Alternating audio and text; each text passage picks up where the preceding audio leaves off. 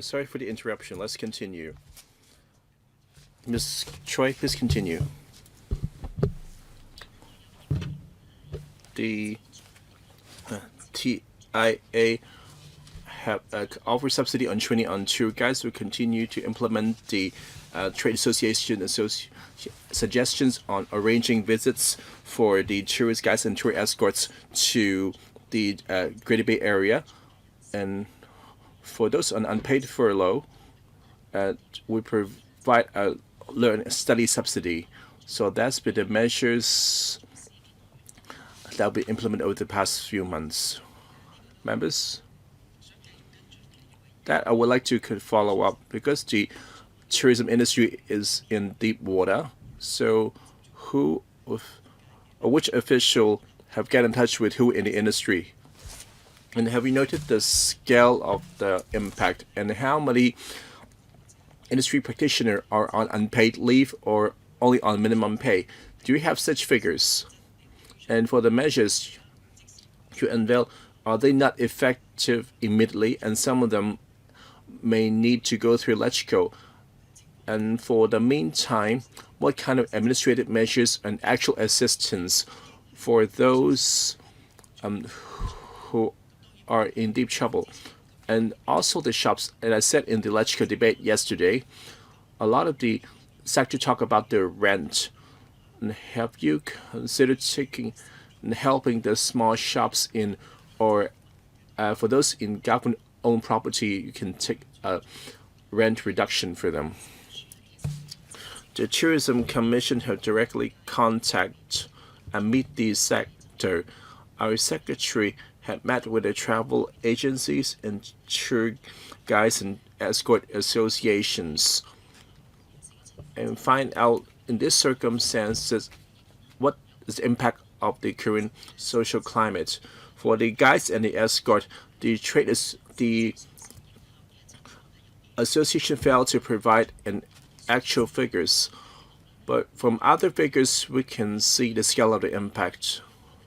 For the inbound tourists from mainland, made up of about 80% of the total arrivals, and the mainland tour groups to Hong Kong, compared to year-on-year, had dropped by 90%. This demonstrated that the local tourism guide may not be working or be out of a job. And for the relief measures, they need to pass by LegCo through legislative amendment or can be implemented right away. For this rounds of relief measures on the license fees on travel agents, we need LegCo approval, and all the measures do not require LegCo approval. And early this week, we have announced this incentive scheme for tourist travel agents because we're using our own bureau resources to pay for it. Thus, we do not require to ask funding from LegCo. We hope that the incentive scheme can be launched as soon as possible and the resources can get to the travel agents. And for the practitioners, the ERB special training scheme and can be launched right away and allow those who are not working enough or be on unpaid leave to sign up for classes and receive the subsidy. And for the CIA retraining scheme, not require funding for LegCo and can be launched right away. So that is the timeline. So how about the rent reduction? I know that the Travel Industry Council had written to the the owner of the buildings where the travel agencies always concentrate and hope they can make discretionary arrangements, and the financial secretary had made an appeal for property owners to cut their rent. Mr. Wang? And now for the travel, the seeding fund for the TIA received was by the government. However, its operation expenses will rely on the levies and stamp duty.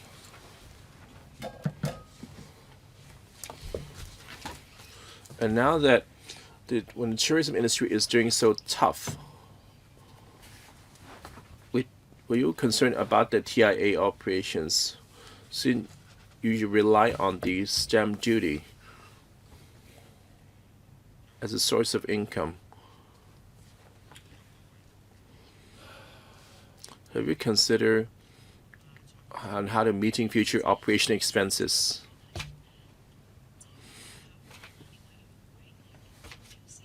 I would claim in the according to this consultancy study, the TIA, by investing a sum of $350 million and also raising the registration fee for mainland tour groups, so that within a long time after the new regime in operation to meet its operation expenses, will not exhaust its funding.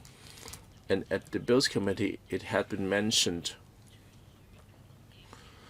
that for the levies on mainland tour groups, we had planned to raise them. Upon the full commencement of the ordinance, the first year that the registration fee proposed set at $100 for the 6th and the 11th year, it was raised by $150 and $200. So these are the data we have on raising charges, and on the stamp duty, we had no plans to raise them. Let's note that $350 million seeding fund, it has been allocated to the government through the appropriations bill, and this amount is expected to last for a long time to support the TIA operations and without requiring extra or additional funding requests. Mr. Wang?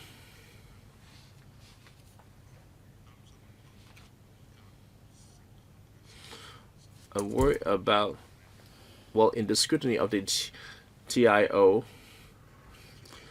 that the startup capital or the startup funding may not provide it for the current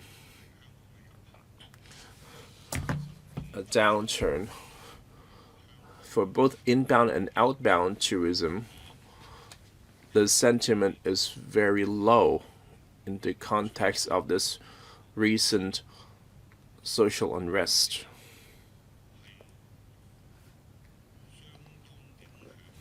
Did it have a substantial impact to your stamp duty revenue? I'm gravely concerned that the TIA may not be able to make ends meet. If you propose hiking the relevant stamp duty or other kind of charges,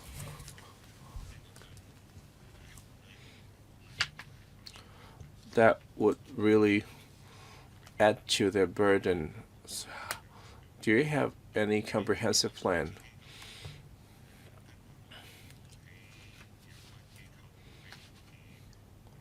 For the seeding, for the startup fund, well, let's say for the MPFA, the government have injected a lot more than the 350 million. They didn't last that long. So I'm worried about how able to operate in the long run. You just can't say that it is enough.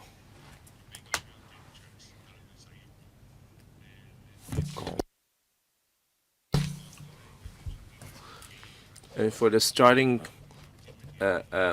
funding for 350 million, where do you invest in? Or are you selling short on everything?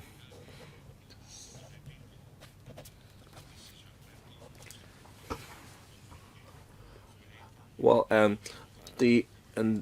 the markets are not doing that well, so I'm also concerned as well. Okay, we appreciate the members' concern. So we're reviewing the disbursement of the funding, and upon the establishment, we will set up a committee in charge of the investment of this startup funding. If the amount falls short, was there any way that we can make adjustment? On the tourist arrivals and upsurge, we may not able to see if it's to persist in the long run, so that we can only keep monitoring the situation. Mr. Luk Chung-hong. We have nothing without object about the commencement date. We just want to ask about the state of the industry. So since during the anti-extradition crisis, the unrest have been affecting the whole industry, especially on well, they have been dealt very severe blow, and the industry is saying that not even 1 out of 10 tours can materialize. Also, we have this proposal to promote local tourism. Local people would join local tours. Now, you are providing incentives.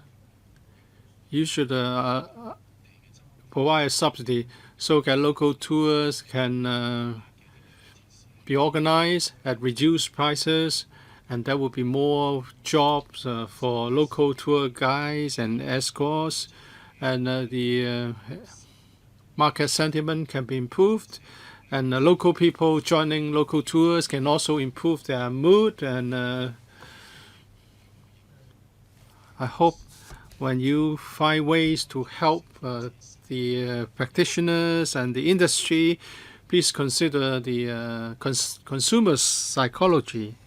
You should make them feel that joining a local tour is something pleasurable, something good, something happy. If you provide subsidy to the travel agent after they have successfully organized tours, would it result in reduced costs, reduced prices? Maybe not, because people may not know what the normal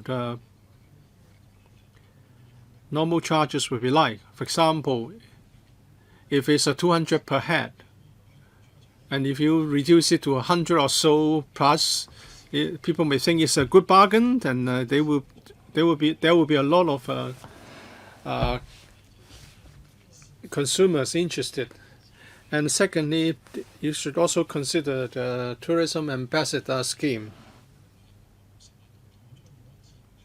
We have many self-organized tourists. You should engage the TIA to engage tourist guides at hot tourist attractions, instead of asking tourists to just read the signboard there.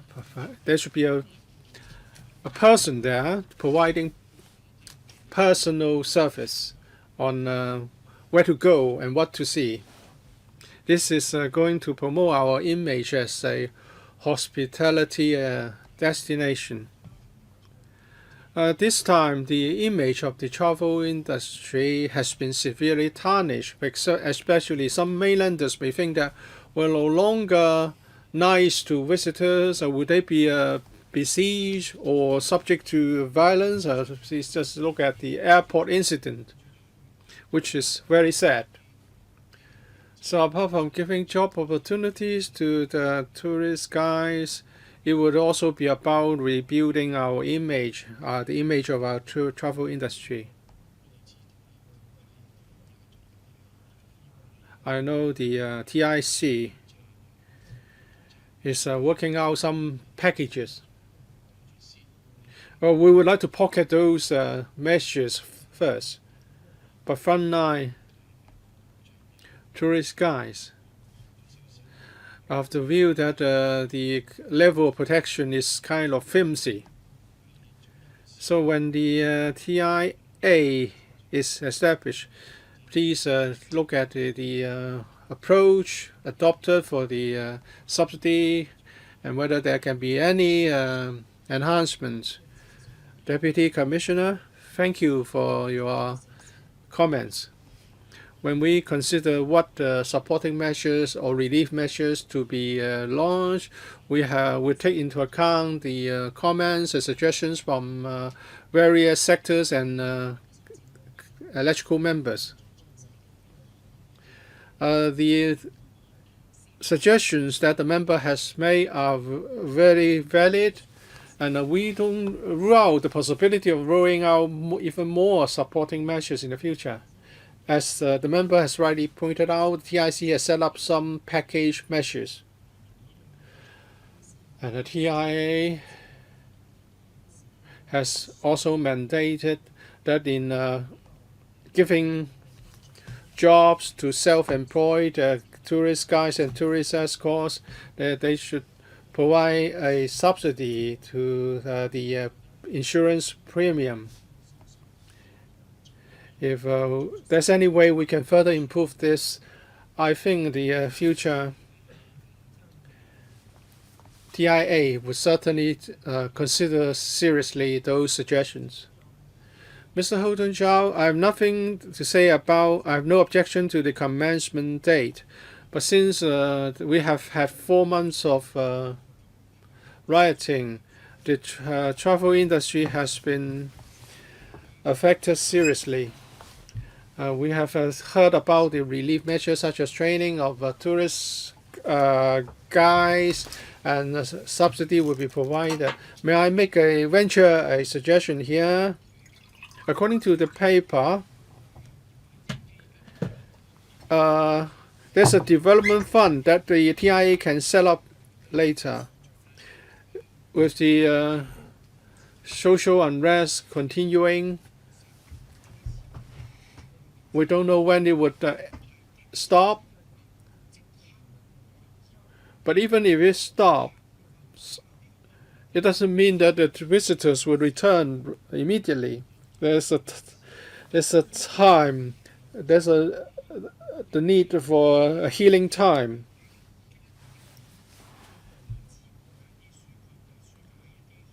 Since we have measures to help the industry and the training of tourist guides, yes, certainly, by all means, go ahead with these. But can you also do something through the development fund? Maybe you bear in mind the need for the industry to recover, which can be a time-consuming process. Perhaps you can allow the industry to apply for resources for things such as training. We have had meetings with the government, and we are not talking about the travel industry. We want to offer the relevant businesses a chance to retain their employees, so that these employees will not lose their job. We would like to keep those jobs now. Would you upgrade the relief measures and do something under the Travel Industry Development Fund to have some midterm arrangements for practitioners in the industry to be given some subsidy in training to address their problems in the medium term? Ms. Choi, thank you for your questions and comments. With regard to the development fund, This is under the Travel Industry Compensation Fund, and that is a part of the fund will be dedicated to the development of the travel industry and also for related purposes. When can we set up this development fund? Well, we have to wait until all the preparation for the TIA is completed, and then there will be another commencement notice issued to repeal the Travel Agents Ordinance. At that time, the registrar would transfer the Travel Industry Compensation Fund to the TIA, and at that time, the Development Fund can be formally established. Before that, we will make the best use of our existing resources to launch different relief measures. For example, earlier this week, we announced the incentive scheme. We are making use of our resources in the Bureau to provide the necessary support. We believe this is a quicker method to help the industry. Mr. Zhao. All right, so as a matter of institutional arrangement, we have to wait until the TIA is formally established before the development fund can be up and running. But this is an unusual situation, unusual time. Although we have to follow the established procedures, but would you consider doing something to address the current very harsh market conditions? I just want to offer this as a comment, as a suggestion. We understand the travel industry is facing a very tough situation. That's why we are using the resources that we can deploy the quickest we can in the form of relief measures. The members' comments are appreciated. We'll continue to look at ways and means to help the industry and to make and deploy resources that we can utilize immediately to help them. Mr. Wu Jiwei, many members have talked about the problems faced by the industry. Those problems are not simple and straightforward. Let's look at them. Now, in the past 10 years, the travel industry has depended a lot on mainland visitors.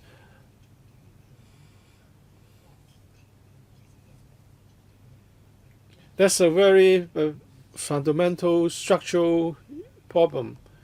And we simply don't have the capacity to accommodate or to meet the needs of mainland visitors like that.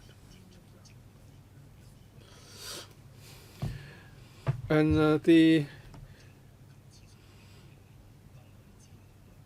capacity of the travel industry to cope with problems has also been altered. Maybe some people would like to see the returning to the old arrangement for mainland visitors. Well, that would mean that we are going to see the same problems again. Perhaps we have to be cautious about that. And I hope the government would think through the matters.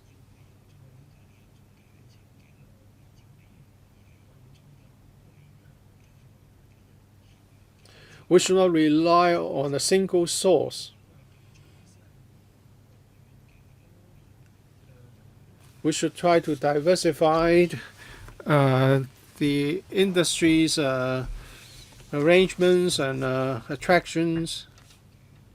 That would be the challenge for the industry.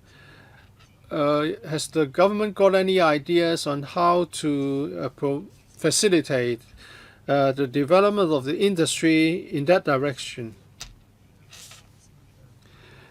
And of course, the tourism is very much related to retail industry.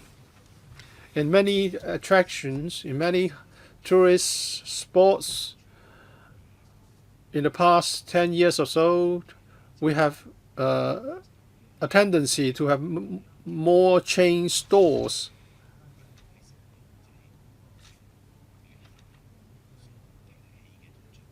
But actually, this is not what tourists want now, because they would rather be given a chance to explore the local environment and also to patronize individual retail shops.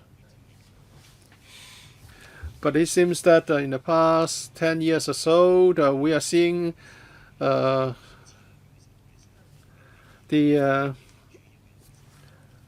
retail industry being monopolized by the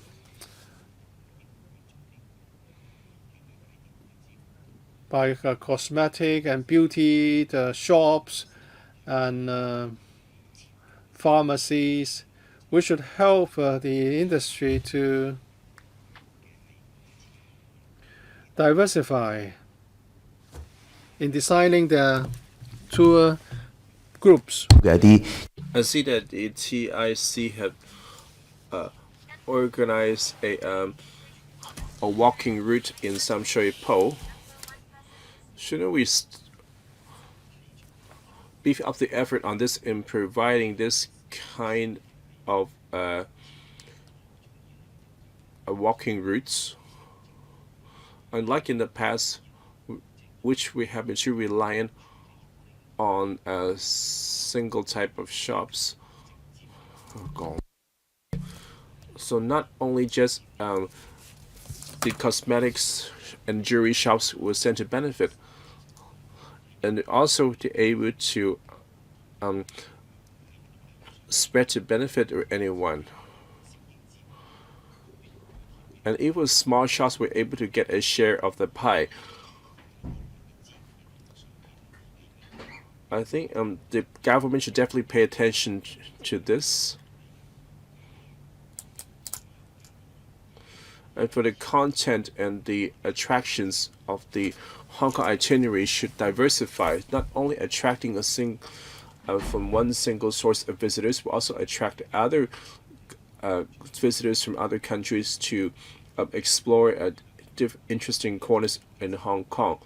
So on the support measures, besides just giving money to help them tide over the tough times, more critically, you can spend money onto building up our travel resources to diversify our visitors base. Ms. Choi, thank you for your member's suggestion. Member's suggestion.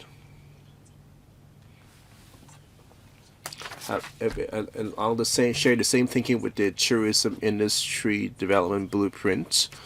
The first strategy is to diversify a visitors market and concentrate on highly value-added overnight visitors. So this diversifying visitors base to prevent reliance on single source.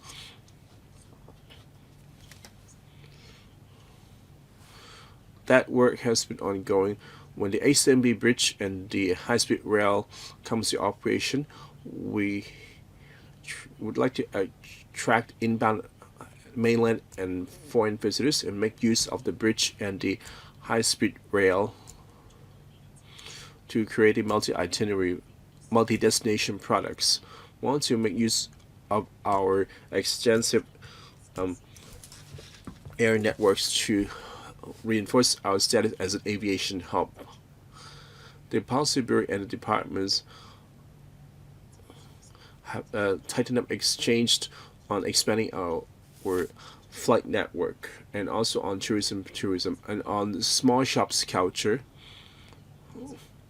Also mesh with another strategy under the blueprint. That strategy will be to nurture and to development of tourism products with local and global characteristics, including culture, heritage, green, and creative tourism. So this work is in progress in different areas. For example, some people in Central,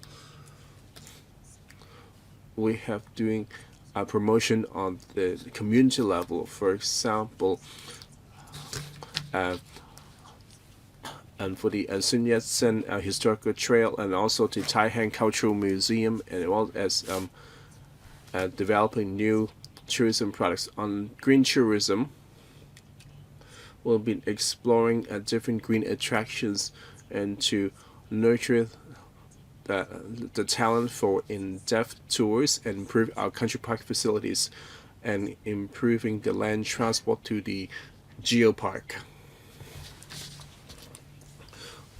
So whether the market is in good or bad shape,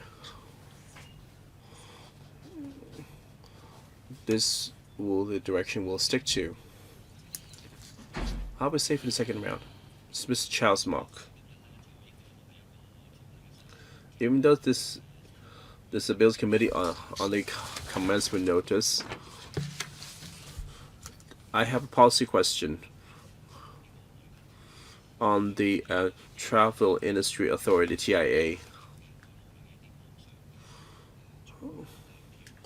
So I've talked to one of the online travel agencies.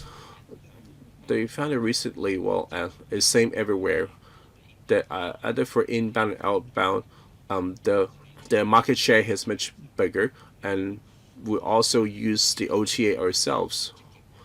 They would like to take part or help with the TIA's work, or whether they can have a representative that could sit in the TIA.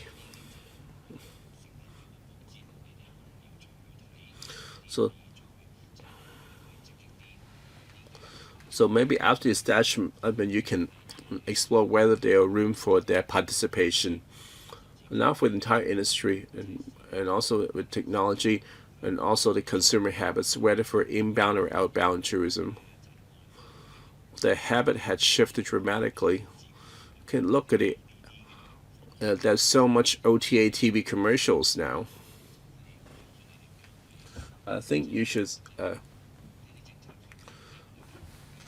adjust your policy and your practice in the TIA in speeding up reform, even though before the establishment.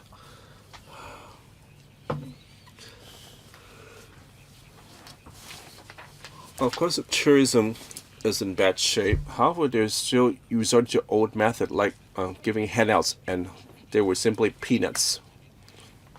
Waiting for the tourism or the tourist agency, the government should change the mindset.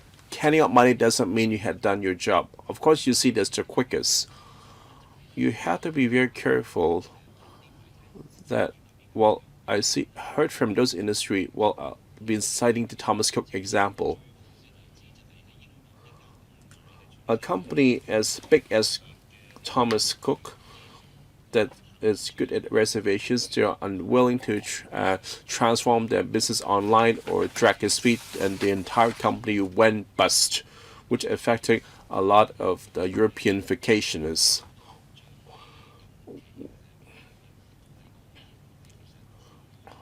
So you see that this is actually a very sound warning. So giving handout doesn't mean the job is done. So if things improved and you felt that it's time, and I have the transport panel, they share the same mindset. As soon as things improved, they see the crisis is over. If you want to help the industry, you have to help them transform and upgrade, or even require consolidation, because the old ways are not working. If you think a lot of people in the sector, you want to protect the jobs and resort to the old ways to help them to save the jobs, you might be harming them instead. It's going to implode sooner or later. Thomas Cook with the classic example. Well, even though it's too big, it still failed.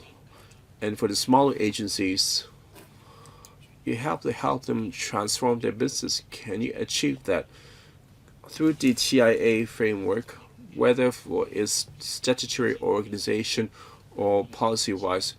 You can be more forward-thinking. So I'm not in this industry. I can't suggest you can do this or that. In any industry, they need to cope with the challenge of digital transformation. So people tend to cling to the old ways. However, the old ways, well, sooner or later, it will start working. Thank you for the members' comments. We understand that we have to keep up with the times and hope that the travel industry, like with all other industries, can progress towards smart tourism. As for how do we help our industry to enter the area of smart tourism, we have other measures in place. The government had allocated 40 million to for this IT matching fund pilot scheme for travel agencies. Since July 2017, the TIC enhanced the plan that each travel agency can receive a subsidy for 2 projects to encourage more small and medium travel agencies in employing IT. Besides helping the agencies to go smart on tourism, staff within the department have an essential coordinating role. So we have appointing consultancy on the strategy and the projects on smart tourism in order to better grasp of tourist preference and deploy technology appropriately to enhance the experience. We're currently selecting the consultants. Next is my turn. A few questions. First, after establishing the TIA, the requirement on the agency premises will be different. So in the future, you don't need to have a fixed premise to operate an agency. So it will substantially reduce their burden. And also in coping with technology changes, you don't need to have a face-to-face meeting with the customers. And while tourism industry is on the brink, they hope that for the premise requirement, that you can lift the restriction on the physical premises. On the Pt2, it only mentioned about a suitable premise, but there's no definition on that. When yes, you have such a requirement on the TIC, so the government bring forward the relaxation on the requirement of a physical premise. Second, Mr. Wang Ting-Kwang said earlier that this startup funding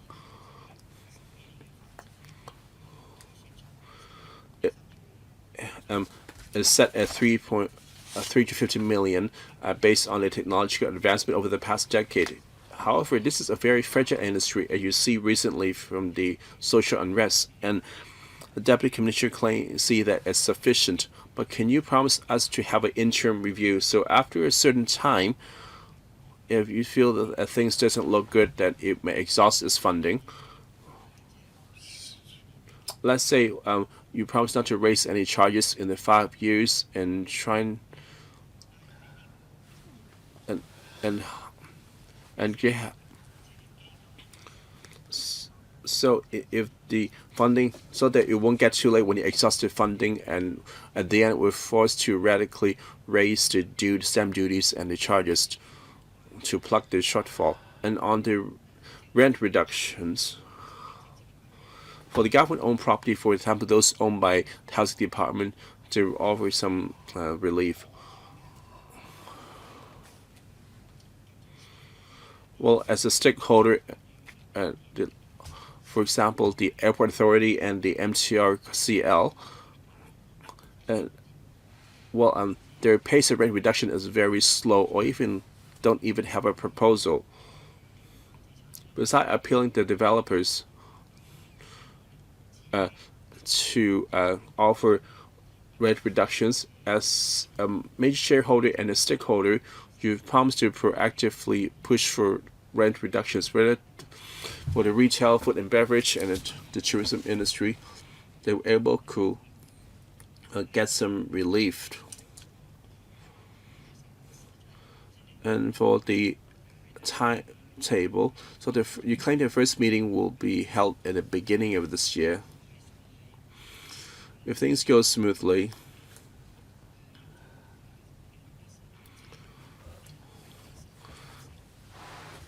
when do you expect the TIA will come to operation?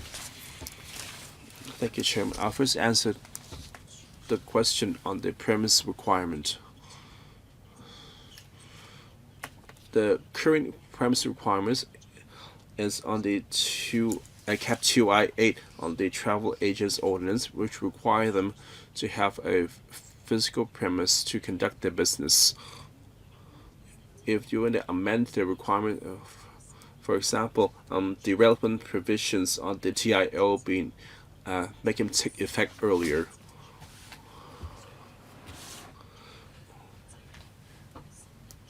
We shall need to first amend the Cap 2I8, and which may take a very long time. So we see that for the meantime, it might not be the right time to advance the provisions on the premise requirements to be implemented. Secondly, whether the funding, i.e. $350 million, can enable the TIA to be self-sufficient in the long term, or whether later it will lead to an increase in the levy levels.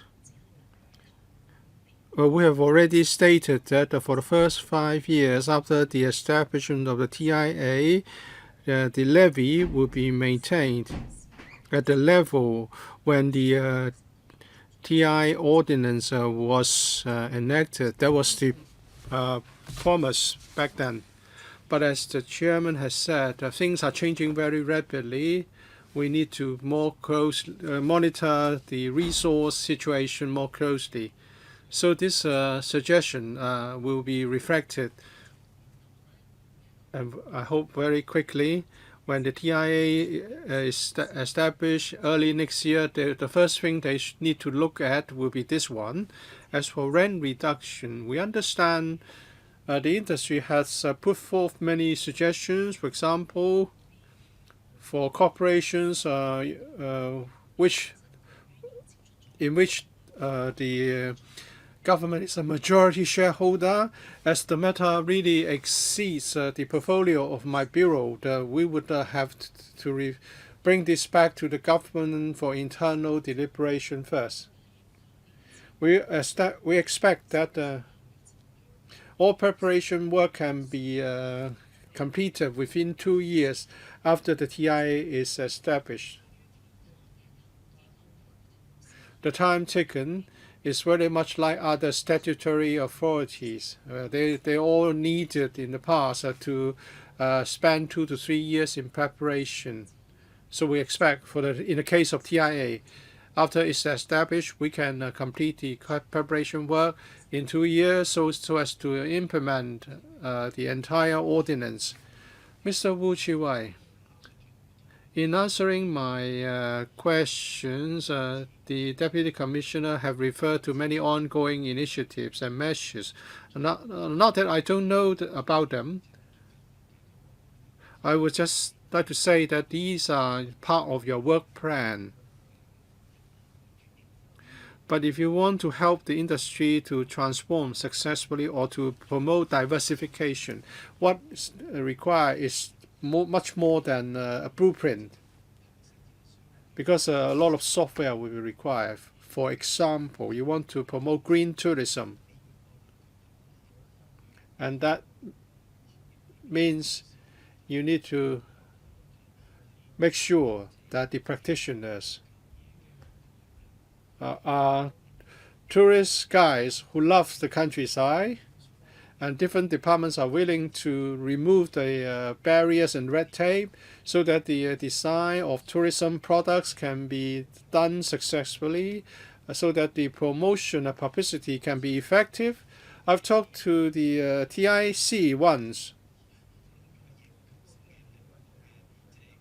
I asked whether they can find someone who can make a very good documentary of our countryside to promote tourism. Although we don't have many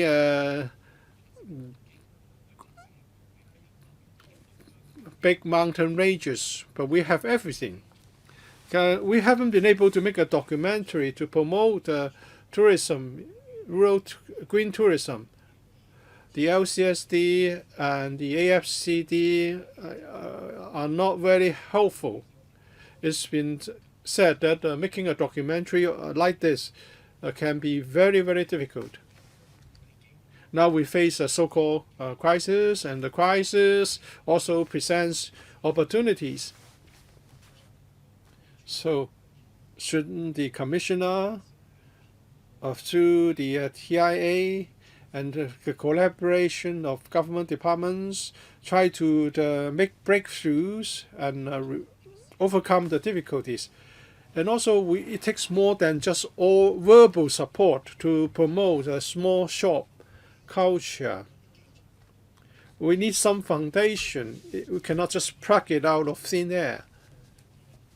Although it's difficult now.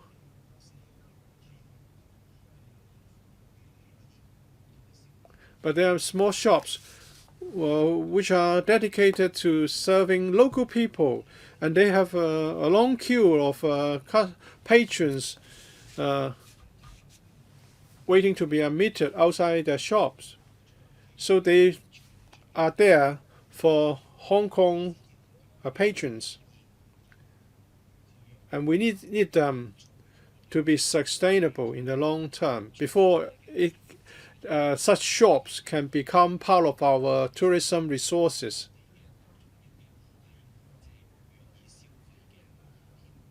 If we look at other countries, that there are famous shops are also very popular among local people. So it's not something that you can create out of nothing. If we just give money to travel agents, we should not forget that there are opportunities to be seized as well. And we should consider what would be needed, what improvement to our software will be needed to promote diversification. What subjects should be looked into in the future? You should look at certain important issues. Otherwise, we'll be just sticking to old methods, as Mr. Charles Mock has said. Well, I think you have successfully brought out the subjects, but please don't give too many examples. I don't think it matters today because it's about to end, and we're not trying to stop the notice coming into effect. Of course, we agree that we should deal with the commencement notice expeditiously and let it take effect quickly. But I'm saying that the industry should adopt new mentality. Otherwise, the problems cannot be fully addressed. Thank you for your suggestions. I know people have high expectations of the travel industry, and we hope that through the establishment of the TIA, we can bring a new phase of development to the industry. I talk about intersectorial collaboration, and I've already said that it would take collaboration among government departments to help us promote tourism development. We know that a high-level steer would be needed. The financial secretary is heading a steering committee on tourism industry, and Many departments are involved in planning the transport infrastructure, facilities, and the diversification of the industry through collaboration. It's hoped that through this committee, this steering group, we can promote collaboration among different sectors. As regards how we can communicate better with the travel industry so that we can join hands in embarking on a new development path in the design, in formulating the travel industry ordinance. We put in place a development fund which would come from the compensation fund. And we are not saying that once the funding is provided, we have done our job. This development fund under TIA will support different measures and programs for development. It's not that we consider the job done once the funding is provided. I think the TIA will set up committees to monitor the programs and measures sponsored by the development fund, and to assess whether they are helpful for the industry's development. I will say something about policy, and I think that will be about it. According to the commissioner, well, I want to respond to what the commissioner said. You have already said that you do not think the jobs has been done after the money has been provided. And I just want to point out that I was not talking about computerization as such, but I was talking about rather talking about digital transformation. The business model, the niche, the repositioning of the industry, they will be doing different things. Of course, some may be quicker than others, depending on the situation of the travel agents. There will be a lot of disruptions, even when the business environment is good, and not to mention that it's not good now. So rent reduction and incentives alone will not be sufficient. I was just talking about booking, but that's just an example. You know, a firm that with a title starting with K. If you want to talk about tourism experience, whether inbound to Hong Kong or outbound to other countries, you approach that particular service provider rather than tourist agents. If we look at the IT startups, that's one of the unicorn. The Secretary for IT have been counting the number of unicorns. We're talking about transformation like this. Don't stick to traditional travel agents with a physical office. It's completely different now. And you have talked about the consultancy study. I hope you can remain focused. We don't want the existing operators to lag behind. We don't want them to be left out there. But let's help them to transform. Their future business may or may not be about working together with some the mainland corporations to organize IVS tours. Maybe they should work with some other IT firms. For example, there are local hiking tours. And Mr. Wu Chi-wai and I, they are freelancers. But at the same time, we need to consider consumer protection. So it's not sufficient to just deal with the existing players or players in the old market. That's why I asked about the participation in the TIA. Please do not just restrict yourself to traditional practitioners, and also you should involve players in the new economy. And as soon as the TIA is established, it should look into this line of development and reform. Thank you. The transport industry would have to transform itself in keeping with the times.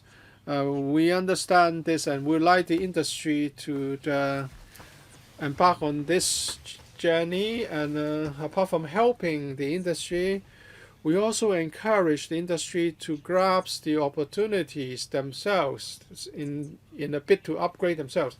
We have provided a $40 million sum to help them to transform and reform. As for the new and emerging tourism operators and the participation in the TIA, we haven't announced the appointments to the TIA. The comments, the suggestions will be reflected to the Bureau for further consideration. So Mr. Mock is asking, in the future TIA, would you be looking into the new business model, the relationship with IT? Are you going to do some promotion? And that you should not be restricted to the existing business approaches.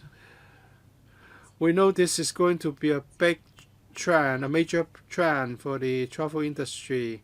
The trade association, i.e. the TIC, will be an important partner. In the future, TIC will be just a trade organization. We would cooperate with the TIC closely so as to promote the transformation of the industry. Thank you. Any other members got questions? If not, the government explained how they can cope with the current situation.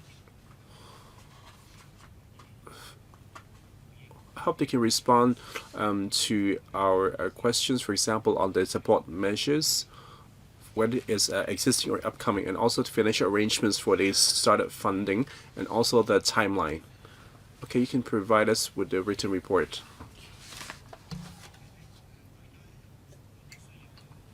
Do you feel we need to hold any public hearing? And for the legislative timetable,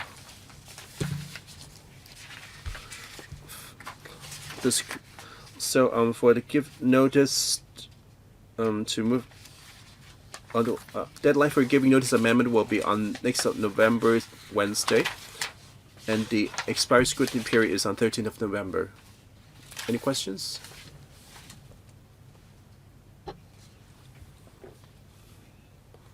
But suppose there won't be any problems, as long as you don't have any questions.